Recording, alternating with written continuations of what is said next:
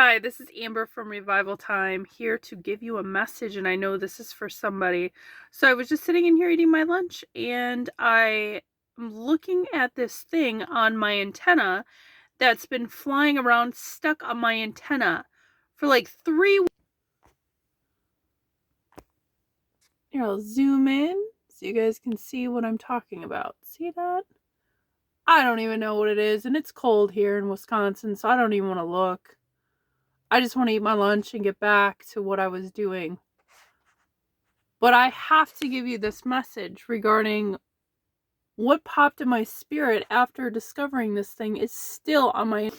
I just looked at it, I'm like, man, that's still there? Now, I have a 45-minute commute to and from work. The thing's been on my antenna, which I've noticed for the past 3 weeks.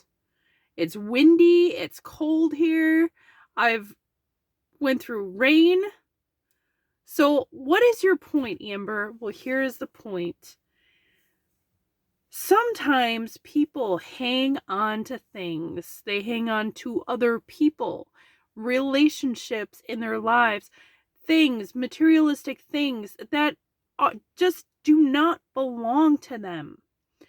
And they try so hard to hold on. They hold on with all their might through the storms, through the waves, tossing to and fro, allowing themselves to be tossed to and fro. They hang on to this thing that doesn't belong to them. That is called bondage. And so this that has been on my antenna for the past 3 weeks doesn't belong there. Obviously, does not belong on my antenna. But it's still there. It's going through the wind, it's going through the rain.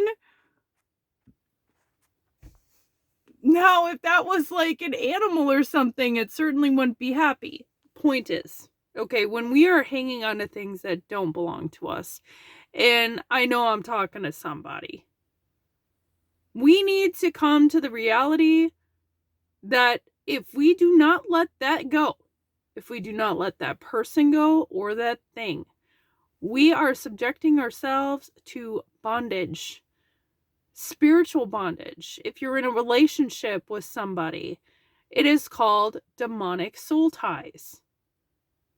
It's a miserable thing.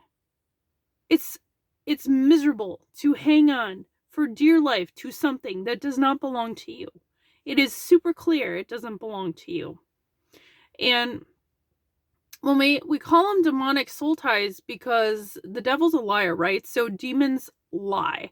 So sometimes, not sometimes, but when somebody's in a demonic soul tie, they will be thinking, well, what if this person is the person that is supposed to be in my life, but they're miserable. They're cold, just like that little thing on my antenna. It's cold if it was a living thing, okay? Cold, going through the wind, going through the rain, going through temps. I'm talking like, it's been in the teens lately this week and last week.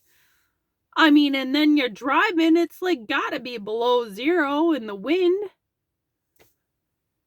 So it's miserable. There's no enjoyment there. There's no abundant life. But yet the devil, the demon associated with that demonic soul tie is making those people think. Subtly, cunningly, maybe. Maybe that person is right for me. Maybe I'm supposed to have onto that thing. I have to hold on to that thing because it's a part of the family. It belongs to the family or something like that. There's materialistic possessions that belong to some certain people that come from family, and there's demons attached to it. It came from maybe somebody who had some demons and it got passed down to them, and that thing is just, it's got possession, and that does happen. That is a fact. But because they are deceived and they think they have to keep it because it would belong to their grandma and so-and-so, their grandma so-and-so, then they end up just keeping that door open.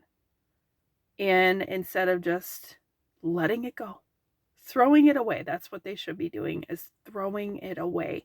Anything that came from a family that are involved with a cult. I'm talking witchcraft. I'm talking cults. I'm not against the Native Americans at all. But a lot of that is religion. A lot of that is false doctrine. And there are demons attached to some of those teachings and some of that culture. Okay, and that is a fact. I do not sugarcoat. I will not sugarcoat on this channel. Never. I will say it how it is, because there is no more time to flake around and play pretend here. This is the real deal, and we need to be serious, and we need to come to terms with this is spiritual warfare. And we have to let things go that do not belong to us. Because if we do not, we're allowing the enemy to take what rightfully belongs to us. And Jesus died and rose again from the grave and gave us his Holy Spirit and abundant life, so we could be completely free. And we need to let things go that we know in our hearts don't belong to us. We know it. If you're in a relationship, you're constantly fighting.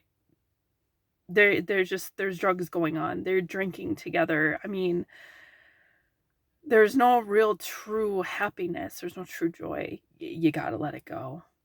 You have to let it go.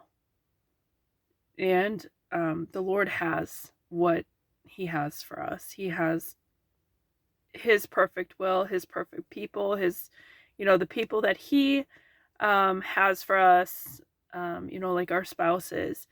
He has those people picked out especially for us, and we have to want that. So, saying, okay, where is it again? Oh, where is it? Oh, I thought it was gone, but no, it's still there. It's time to break free. It's time to break free and let that antenna go. I think that's a feather, actually. I think that's a feather. And we need to be free and fly. And not just go tossing to and fro in the breeze. Because sometimes letting things go is painful, okay? But we can't let it be affecting us. We have to let Jesus carry us through. And let him line us up with what his perfect will is. And let him help us be completely delivered. So we're just soaring. We're soaring in the freedom. We're not panicking. We're not missing that whatever that was or whoever that was. We cannot. We have to stay focused. We have to keep Jesus on the forefront at all times. So this is my message for you. Be blessed and have a good day. Bye.